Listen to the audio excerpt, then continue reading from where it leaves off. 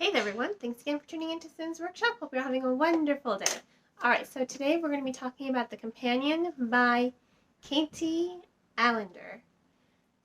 I have to say I really enjoyed this book. This book was the Book of the Month winner on Sin's Workshop of August 2020, and I know it took me this long to finally get to it. My apologies to the author. Money has just been really tight, and if I don't have the book or access to the library to get the book, then it takes me a while, unfortunately, regrettably, too. But I have to say, I was very excited.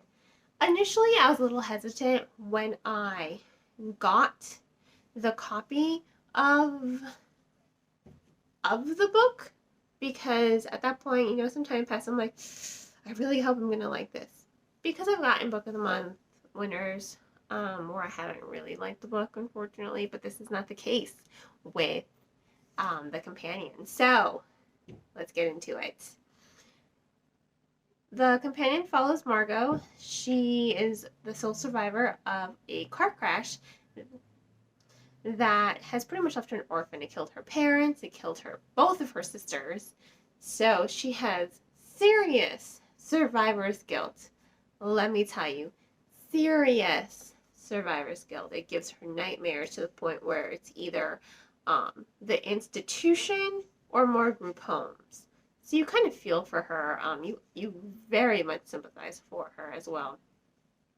Because when she's in the group home, she still has those nightmares. She wakes up screaming, or she's screaming in her sleep, That's really off-putting for everyone. They all kind of hate her at the group home. And again, you don't really blame them because she's screaming every night in her sleep. No one really wants to be around that. And these people, they were not really her friends to begin with. They're all people who are also in this group home with her. They're kind of stuck together. But then she is adopted, kind of, by John Sutton. He was a friend of her father's. Her father actually saved his life, John Sutton's life, in college. So he feels indebted. So he's like, you know what, I'm going to take care of you. Bring her to this nice mansion, middle of nowhere. Creepy stuff starts happening. Now, they got her like she's an object, right? They decided to adopt her in order to be a companion to their invalid daughter, Agatha. Now, Agatha wasn't born an invalid. She just got very ill under suspicious circumstances and is now confined to a chair for the most part.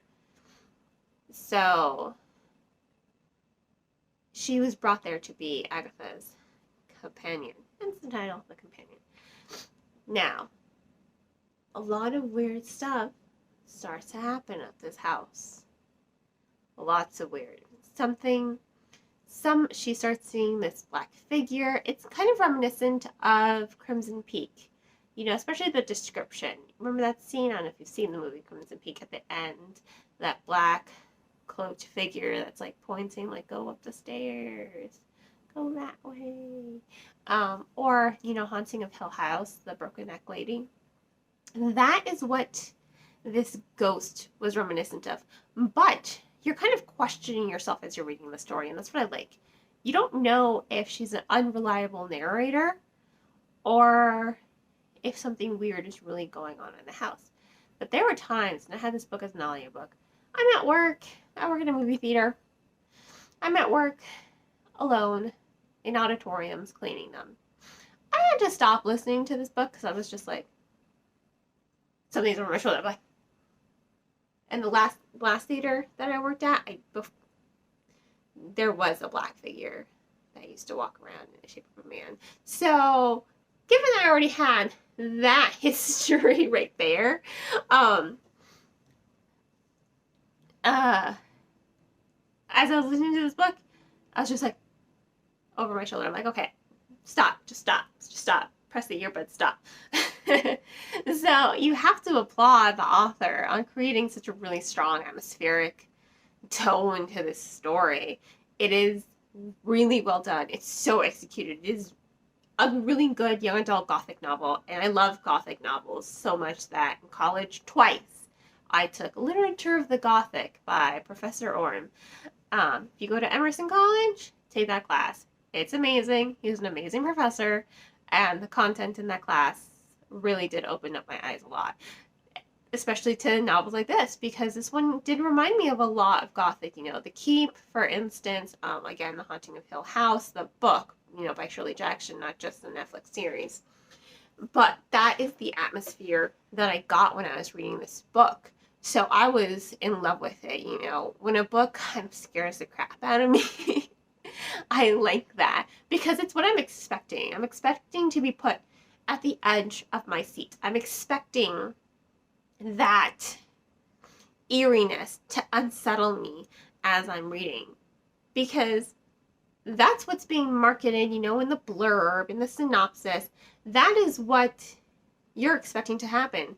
So when a novel doesn't do that, it's kind of a letdown. When you want to read something to scare yourself or listen to an audiobook that's going to scare you, you want to be scared. And I was a little freaked out at times, let me tell you. I will say this. Midway through the book, I did see the ending coming. I'm like listening to the audiobook. I'm in the car with my husband. I'm like, it's totally her. I'm like, it's totally this chick. It's totally, and he has no idea what I'm talking about. Again, it's an earbud. I'm like, it's her. She's the cause of everything. Right? I was totally right. But I wasn't like, you know, when you see an ending coming and you're kind of just like, I knew it. At the end, I was just like, I knew it. You know, the sense of excitement and rush, you know, I wasn't brought down by it. I wasn't let down by it because it wasn't 100% predictable. Because there were elements in the end, I was like, I did not see that coming. And there's one scene at the end that just threw me out of the water. I was like, oh, no way. I didn't see that coming.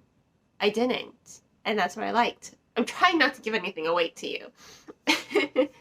But it was a really good story. I like a good story that's going to scare me. Even though, again, midway through it, it was slightly predictable how it was going to end, I still enjoyed it. I still enjoyed the journey to there. And I got that excitement rush of, yes, I knew it, kind of mentality. I will say this, though. There was something about the romantic dynamic that I wasn't a fan of. You know, Agatha's her brother.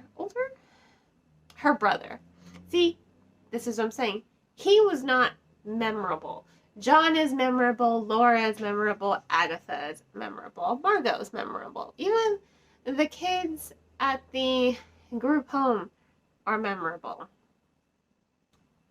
The Sutton boy is not memorable. And that, you know, that's their name, the Suttons. I didn't feel like he jumped out of the pages enough. So the romance that forms between him and Margot, I was let down by it because given how limited their interactions are throughout the story, maybe I missed something with the audiobook. I didn't feel like it was believable. I'm like, okay, he's in love with her already. Like, you guys barely talk to one another. You know, you called her a servant. I mean, jokingly, he did, you know. Jokingly. But I feel like the romance between them two is merely just a plot point to increase the tensions between Margot and Laura and Margot and Agatha. I don't think it served anything more to the story because you didn't really need the romance in the story. I don't think I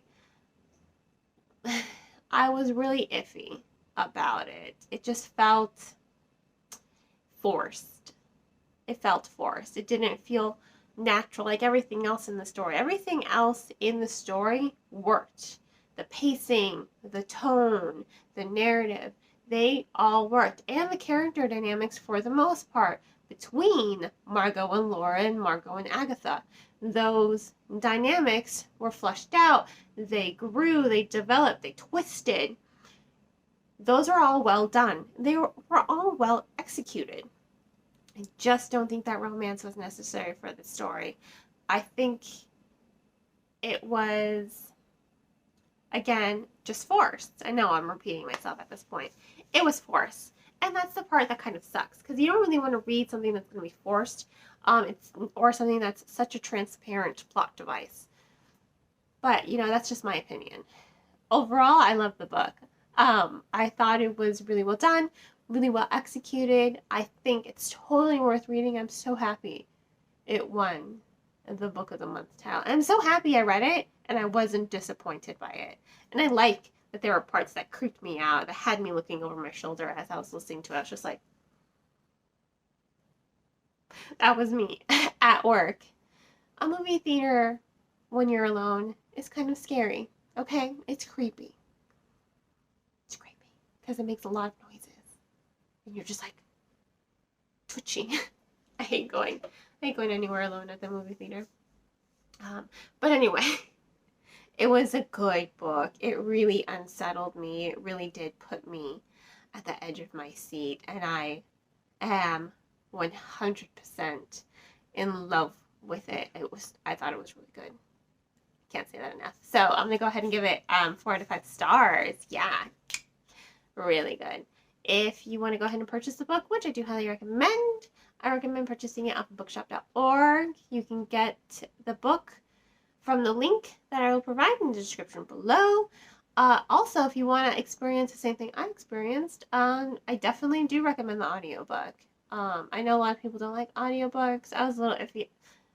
Sometimes they work, sometimes they don't. Sometimes you just want to read a book. But this one was really good as an audiobook, so I will say that. So do check it out on Audible, see if you can get a copy. Now, if you are unsure if you want to purchase the book, you can go ahead and check it out from your local library. They provide audiobooks and ebooks and physical copies, all for a reader's delight. And on that note, I hope you all will continue to support me by liking this video, subscribing to my channel, and sharing it with all your book-loving friends. I hope you all have a great rest of your day, and as always, happy reading.